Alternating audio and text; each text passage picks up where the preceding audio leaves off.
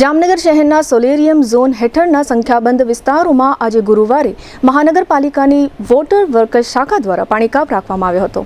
આ પાણી કાપને પરિણામે અંદાજે 20,000 જેટલા લોકોને ઉનાળાની અકાળઝાળ ગરમીમાં પાણીથી વંચિત રહેવું પડ્યું હતું।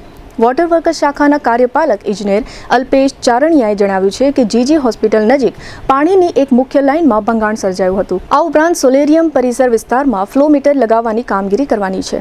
આ કારણથી પાણી કાપ રાખવામાં આવ્યો હતો। આ પાણી કાપને કારણે પટેલ કોલોની, મચ્છરનગર અને ગાંધીનગર સહિતના વિસ્તારો પ્રભાવિત થયા હતા। આજે ગુરુવારે બપોરે મહાનગરપાલિકાએ જાહેર કર્યું હતું કે રાત્રે 10 વાગ્યા સુધીમાં આ કામગીરી પૂર્ણ થઈ જશે અને આવતીકાલે શુક્રવારે સવારે આ તમામ વિસ્તારોમાં રાબેતા મુજબ પાણી વિતરણ કરવામાં આવશે। કાર્યપાલક ઇજનેર અલ્પેશ તારણિયાએ આ અંગે આપેલી વિગતો પ્રસ્તુત છે। આજરોજ તારીખ 4/6/2026 રોજ સોલેરિયમ ઝોન હેઠળ વિસ્તારમાં પાણીનો કાપ હોય। આ વિસ્તારમાં મુખ્ય પાણીની લાઈન જીજી હોસ્પિટલ પાસે ભંગાણ થયેલ હોય તથા પ્રિમાઇસીસની અંદર સોલેરિયમમાં ફ્લો મીટરની કામગીરી કરવાની હોય।